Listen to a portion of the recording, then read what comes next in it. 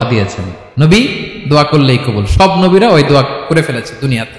বিশ্বনবী বলেন আমি করি নাই, আমি দুনিয়ার বুকে কঠিন বিপদে পড়েও কোনোদিন করি নাই। আমি আমার স্পেশাল দোয়াটা কিয়ামতের দিন আমার গুনাহগার উম্মতকে সুপারিশের জন্য রেখে দিয়েছি। আজকে আমি তোমার দরবারে দাঁড়িয়ে কিয়ামতের দিন ওই দোয়াটা করছি, আল্লাহ আমার যে উম্মতের হৃদয়ে যাররা পরিমাণ ঈমান আছে, আমার একটা উম্মতকেও তুই জাহান্নামে ঢুকাতে পারবা না। বিশ্বনবী একবার ছাগলের রান খাচ্ছিলেন, খেতে খেতে বিশ্বনবী বলেন আনা সাইয়্যিদুন নাসি ইয়াউমাল কিয়ামা, আমি কিয়ামতের দিন সর্বশ্রেষ্ঠ হব, মানুষের মধ্যে সর্বশ্রেষ্ঠ সেরা আমি বিশ্বনবী। আলহামদুলিল্লাহ পড়েন।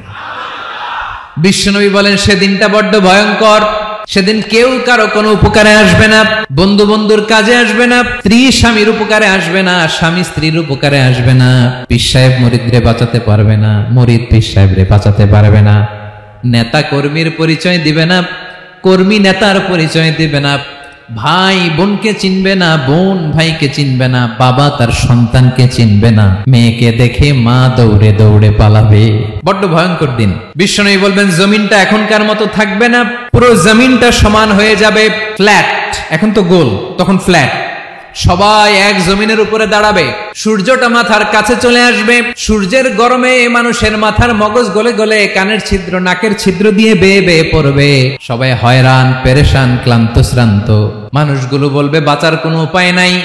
50,000 বছর মানুষ এরকম দৌড়াবে, চিৎকার করবে, কাঁদবে, বাঁচার কোনো উপায় নাই। সবাই বলবে আল্লাহ যদি বিচারটা শুরু করতো, যা হবার হবে, আগে বিচার শুরু করুক। বিচারই শুরু হয় না, বিচার শুরু হইতেই 50,000 বছর। আল্লাহ, 50,000 বছর, 5,000, 15,000 না, 50,000 বছর এরকম যাবে। মানুষগুলো কাঁদতে কাঁদতে বলবে চলো আমরা আদম আলাইহিস সালামের কাছে যাই, যেন আল্লাহরে যে সুপারিশ করে, আল্লাহ আপনি বিচার শুরু করেন। কিয়ামতের ময়দানে সবাই মিলে সাইয়েদনা আদম আলাইহিস সালামের কাছে যেয়ে বলবে ইয়া আবাল বাশার ইয়া আউয়ালাল আম্বিয়া, ও আদম নবী আপনি দুনিয়ার বুকে প্রথম নবী, আল্লাহ নিজ হাতে আপনারে 60 হাত লম্বা করে বানিয়েছেন, আপনার সম্মানে ফেরেশতাদেরকে সেজদা দিতে বলেছেন, দুনিয়ার প্রথম নবী প্রথম মানুষ আপনি, আপনি আল্লাহর যে সুপারিশ করেন যেন আল্লাহ বিচার শুরু করে। আদম আলাইহিস সালাম বলবেন আমি পারবো না, কারণ আল্লাহ আমাকে একটা নিষিদ্ধ গাছের কাছে যেতে নিষেধ করেছিল, আমি ভুল করে এই গাছের ফল খেয়েছি। নাফসি নাফসি, আজকে আমার কি হবে আমি জানি না, আমি বড় লজ্জিত। আমারে যদি আল্লাহ জিজ্ঞেস করে কেন খাইছিলাম, আমার কোনো উত্তর নাই, তোমারে বাঁচামো কেমনে আমি? নবীরা থারথার করে কাঁপবে সেদিন। আদম আলাইহিস সালাম বলবেন আমি পারবো না, মাফ করো আমাকে, আমি পারবো না, ওই যে ভুল করে গন্ধম খেয়ে ফেলেছি, নিষিদ্ধ গাছের ফল খেয়ে ফেলেছে, আমি বড় লজ্জিত অনুতপ্ত, আমি পারবো না। আজকে আল্লাহ এত রাগান্বিত হয়েছে, আগে কখনো আল্লাহ এত রাগান্বিত হয় নাই, ভবিষ্যতে আল্লাহ কখনো এত রাগান্বিত হবে না, আমি পারবো না। এক কাজ করো, তোমরা নূহ আলাইহিস সালামের কাছে যাও। কোন নবী? লোকেরা এবার পাগলের মতো দৌড়াতে দৌড়াতে আল্লাহর নবী নূহ আলাইহিস সালামের কাছে যেয়ে বলবে ইয়া নবী আল্লাহ নূহ আনতা আউয়ালুর রাসূলি ফিল আরদ, আপনি জমিনে প্রথম রাসূল। আদম আলাইহিস সালাম নবী ছিলেন, রাসূল ছিলেন না, এই দুনিয়ার বুকে প্রথম রাসূল ছিলেন আল্লাহর নবী নূহ আলাইহিস সালাম। সবাই বলবে ও নবী আল্লাহ নূহ, রাসূল আল্লাহ নূহ, আল্লাহ আপনাকে আবদান শাকুরা, শুকর গুজার বান্দা বলে কোরআনে বলেছে। কোরআনে নূহ আলাইহিস সালামের নামেও সূরা আছে না নাই? আপনি আল্লাহর প্রিয় বান্দা, প্রিয় রাসূল। দেখেন আমাদের কি দশা, ঘামতে ঘামতে শেষ, জমিনটা তামার জমিন, সূর্যটা মাথার কাছে, কি করবো আর পারি না, ঘামতে ঘামতে আর কত ঘামবো, কত দাঁড়িয়ে থাকবো। আল্লাহরে যে বলেন বিচার যেন শুরু করে। নূহ আলাইহিস সালাম বলবেন আমিও পারবো না, আমিও পারবো না, আমি আমার ছেলের জন্য এক কথা বলে ভুল করে ফেলছি। যখন মহাপ্লাবন হবে আমি বললাম আল্লাহ আমার কলিজার টুকরা সন্তান রে বাঁচান। আল্লাহ বললেন ও নূহ সে তোমার সন্তান না, কারণ সে ঈমান আনে নাই, সে পাহাড়ের উপর দাঁড়িয়েছে, দেখি কেমনে সে বাঁচে। ওই যে আমি একটা না বুঝে আবদার করেছি, আল্লাহ আমার উপর রেগে গিয়েছিলেন। আজকে আল্লাহ ওই ব্যাপারে যদি আমারে প্রশ্ন করে, আমার কোনো জবাব নাই, আমি পারবো না, মাফ করো। তোমরা সবাই মিলে আল্লাহর খলিল ইব্রাহিম আলাইহিস সালামের কাছে যাও। লোকগুলো পাগলের মতো খুঁজতে আরম্ভ করবে, অযুত লক্ষ নিযুত কোটি মানুষের ভিড়ে আল্লাহর খলিল ইব্রাহিমকে যে বলবে ইয়া খলিলুল্লাহ, ও আল্লাহর খলিল, আল্লাহ আপনাকে বড্ড ভালোবেসেছেন, আপনি কাবা বানিয়েছেন, আল্লাহ আপনাকে বড্ড পছন্দ করেন। দেখেন আমাদের কি অবস্থা, আপনি যে আল্লাহর কাছে সুপারিশ করেন যেন আল্লাহ আজকে বিচার শুরু করে। আল্লাহর নবী ইব্রাহিম বলবেন আমিও পারবো না, আমি আমার জীবদ্দশায় 3টা মিথ্যা বলেছি। কয়টা? আসলে মিথ্যা না, একটু টুইস্ট করে কৌশল করে কথা বলেছিলেন, ওইটাকে হাদিসে মিথ্যা বলা হয়েছে। আমি জীবনে 3টা মিথ্যা বলেছি, জীবন বাঁচানোর তাগিদে কৌশল করে 3টা কথা বলেছি। আজকের এই কঠিন ময়দানে আল্লাহ যদি ওই 3টা কথার ব্যাপারে জিজ্ঞেস করে, লজ্জায় আমি মাথা দেখাতে পারবো না, আমিও পারবো না। আজকে আল্লাহ এত রেগে আছে, আগে কখনো এত রাগে নাই, পরেও রাখবে না। তোমরা সবাই মিলে বনি ইসরাইলের নবী মুসা আলাইহিস সালামের কাছে যাও। সবাই এবার যাবে মুসা আলাইহিস সালামের কাছে, যেয়ে বলবে, ইয়া নবী আল্লাহ মুসা, আপনি ছিলেন কালিমুল্লাহ, আল্লাহর সাথে সরাসরি কথা বলতেন। রব্বুল আলামিন আপনাকে তাওরাত কিতাব দিয়েছেন, আপনি যে একটু সুপারিশ করেন। আল্লাহর নবী মুসা বলবেন, মাফ করো, আমিও পারবো না। আমি দুনিয়ার বুকে ভুল করে একটা মানুষকে মেরে ফেলেছি। আমি মারছিলাম আদব শিক্ষা দেওয়ার জন্য এক থাপ্পড়, এই থাপ্পড়ে যে ওই লোক মরেই যাবে আমি জানতাম না। আজকে আল্লাহ যদি জিজ্ঞেস করে কেন মারলা, জবাব আছে।